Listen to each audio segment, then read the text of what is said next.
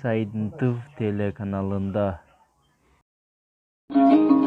Толқын болот деңиздин күчтүү жери. Толқындай бол кыргыздын жигиттери. 99 өнөрдүн ээси бол деп тоолук эне төрөгөнгө сени мене.